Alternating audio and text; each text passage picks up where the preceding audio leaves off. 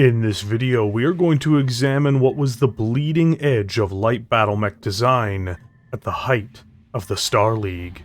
Considered by many to be the precursor to what would become the clan Omnimech designs of the clan invasion, this blinding fast concept would have an impact far outside of just its immediate battlefield performance.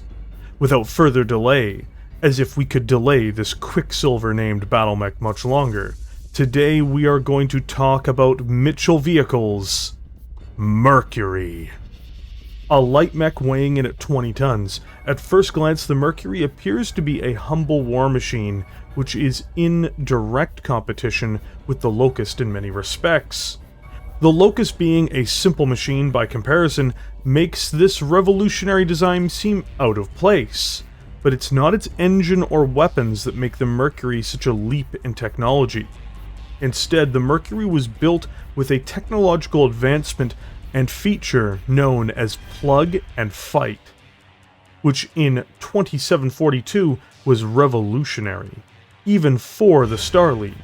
This wasn't designed to allow it to have multiple configurations, however, but instead to facilitate the ease of repair for technicians. In essence, should a vital system be damaged, such as a medium laser, it can be removed just by slotting out the old damaged unit and slotting in the new one.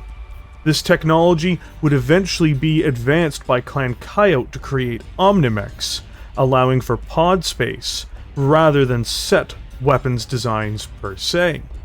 The Mercury was renowned for its speed capabilities during its SLDF days as well, not just by being an advanced bauble to be gawked at, but by being a competent recon asset, vehicle killer, and deadly fellow light hunter. In fact, a large number of Mercuries would be a part of the exodus led by Alexander Kerensky. Its full glory in the Inner Sphere would return under the Com Guards, and it would be one of the many mechs to play a vital role in the sparring with the clans on Tukiad. The original production unit of the Mercury is designated as being the MCY-99, which saw service in the SLDF first, and though some would trickle into the houses during the Succession Wars, no meaningful number survived intact until the clan invasion, and then Comstar would play their hand. Powered by a 6-ton LVT-160 Fusion standard engine, the Mercury can achieve impressive speeds on its own up to 129 km per hour, or 12 movement points in the tabletop game. This gives it parity with its more recognized 20-ton stablemate, the Locust. But where the MCY-99 gains a true advantage is in the fact that it has an additional piece, namely a mask, or Myomer Accelerated Signal Circuitry. This means for brief bursts of speed, with some risk to the mech's internal systems, the mask can boost the Mercury to a terrifying top speed of 173 km per hour, or 16 movement points in the game.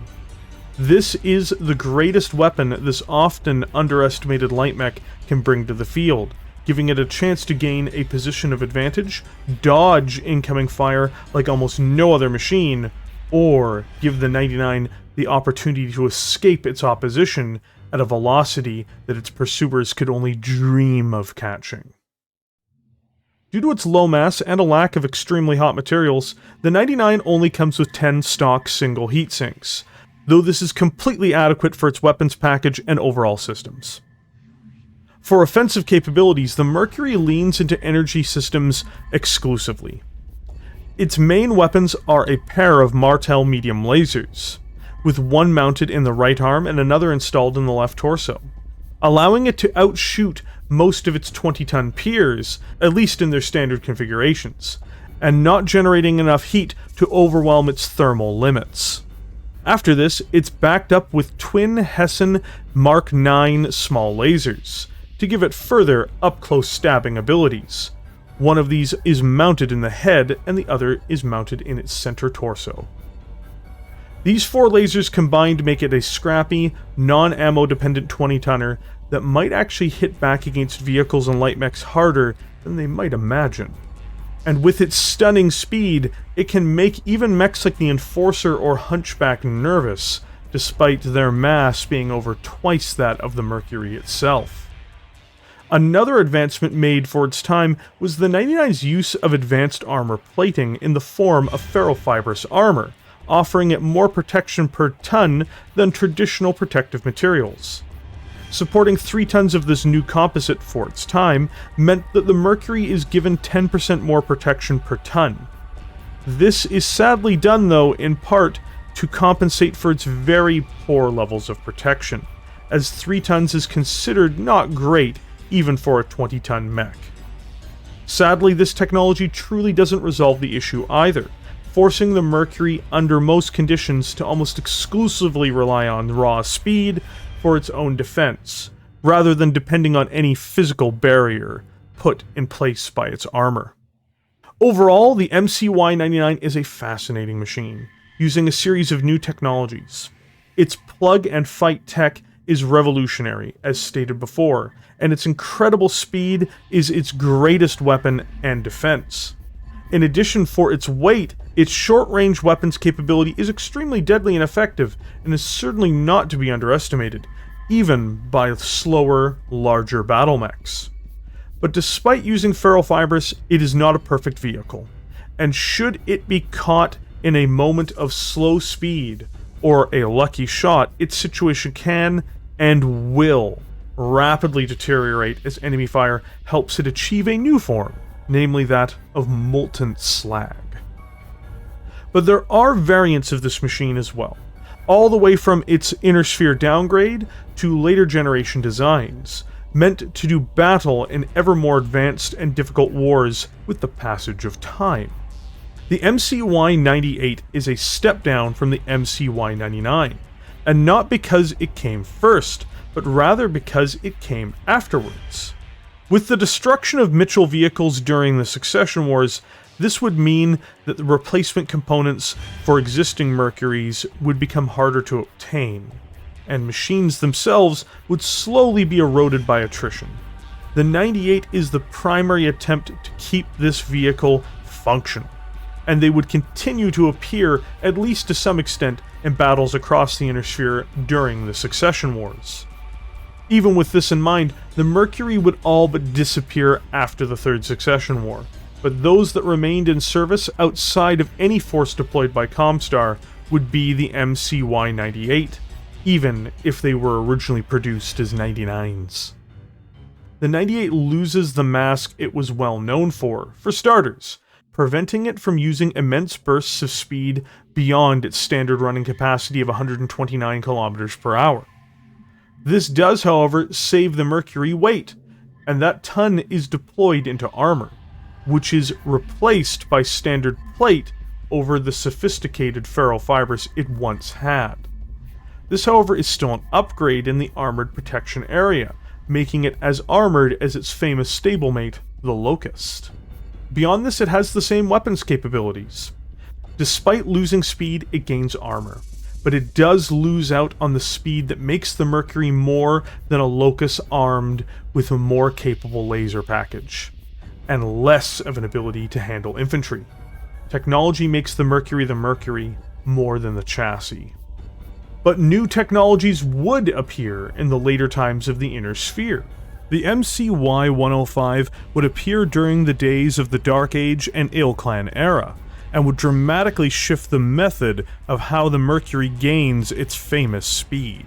Removing its famous mask, the 105 replaces it with a 240 XL engine, giving it a maximum speed of 194 km per hour, or 18 movement points, without any outside assistance. It doubles its heat sinks as well, giving it better heat abilities, and upgrades its armor from 3 tons of ferrofibers to 4 tons of ferrofibers, further enhancing its protection. If this wasn't enough, it goes so far as to add endo steel for its frame, freeing up the weight to allow all of this to be possible.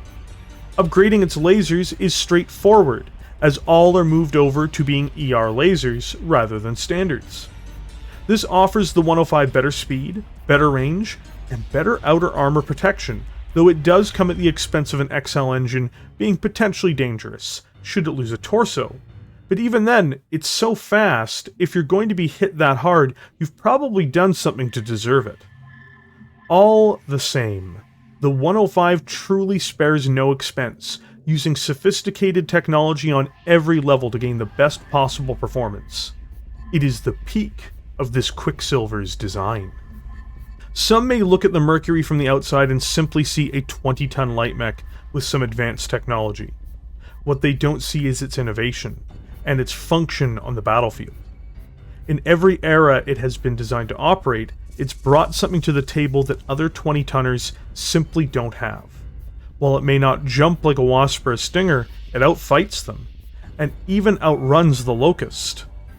Even with the later designs, the 105 is an incredible 20-ton mech for its role and purpose. This machine is the original progenitor of all Omnimechs, even if it is not one itself. And no matter what, never forget. It's as quick as silver. Blink and you might miss it. To your own peril. Thank you for joining me here today. If you enjoyed this video, please hit the like button and subscribe to the channel.